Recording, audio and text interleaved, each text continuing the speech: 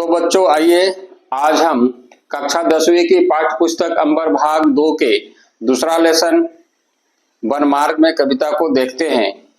और इस कविता को पढ़ने से पहले इसके कवि गोस्वामी तुलसीदास जी के बारे में जानने की कोशिश करते हैं। देखिए, गोस्वामी तुलसीदास राम भक्ति काव्य धारा के सबसे लोकप्रिय कवि थे, आप याद रखना। और इनका कीर्ति के आलोक स्तंभ रामचरितमानस है, यानी इनका सर्वश्रेष्ठ ग्रंथ रामचरितमानस है।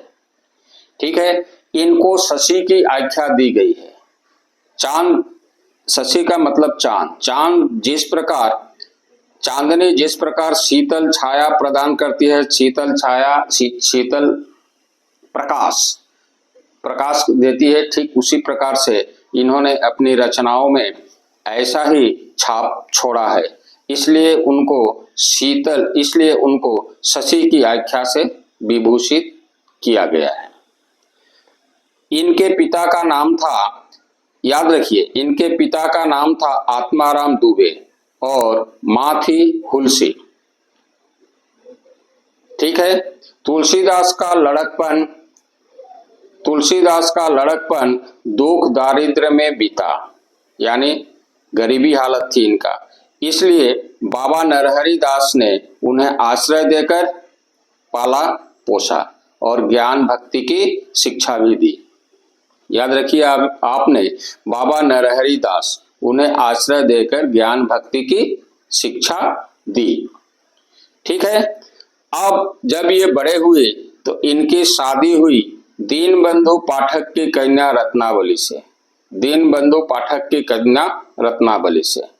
ठीक है, और ये पत्नी के प्रति बहुत ज्यादा आसक्त थे। इसलिए परिणाम यह हुआ कि पत्नी ने उनको एक बार खरी खोटी सुनाई, भत्सरना, पत्नी की मधुर भत्सरना सुनी, यानी खरी खोटी सुनाई, और इस खरी खोटी से उनका जीवन ही बदल गया।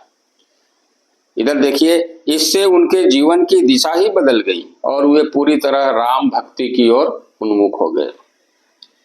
ठीक है, अब गोस्वामी तुलसीदास जी ने अयोध्या के राजा दशरथ के पुत्र, आपको पता है दशरथ के पुत्र श्री रामचंद्र जी को ही अपना भगवान या परम ब्रह्म मानकर उनकी लीलाओं का गायन किया है।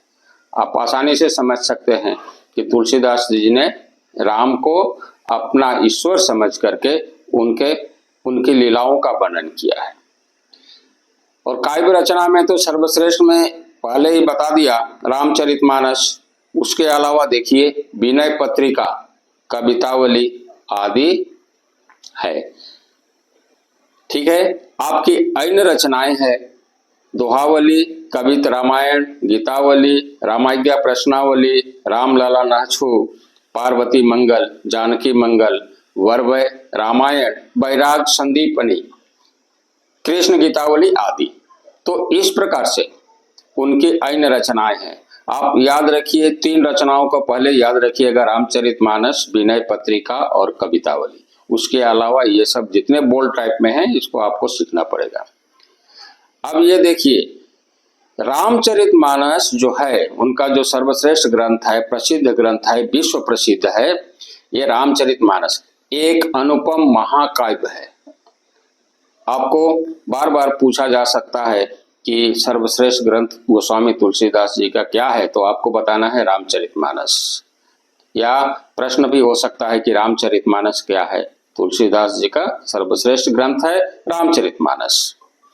इस ग्रंथ की रचना हिंदी की प्रमुख बोली अवधी में हिंदी की एक प्रमुख बोली अवधी भाषा है। अवधी में दोहा, चौपाई और छंदों में हुई है, आपको याद रखना है। ठीक है, कवितावली की भाषा ब्रज है। विनय पत्रिका ब्रज भाषा में तो है, लेकिन प्रार्थना परक पदों का अनुपम संग्रह है। विनय पत्रिका याद रखिए, विनय पत्रिका ब्रज भाषा में, ये ब्रज भाषा में रचित प्रार्थना परक पदों का अनुपम संग्रह है।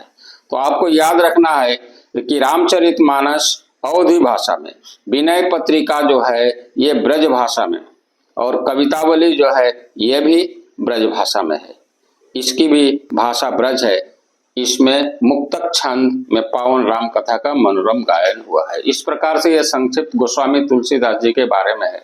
बहुत से प्रश्न हो सकते हैं, हमको गोस्वामी तुलसीदास जी के बारे में जानना जरूरी था। तो अभी तक अगर आप लोगों ने हमारे चैनल को सब्सक्राइब नहीं किया तो सब्सक्राइब कर दीजिए और ज्यादा से ज्यादा शेयर कर दीजिए।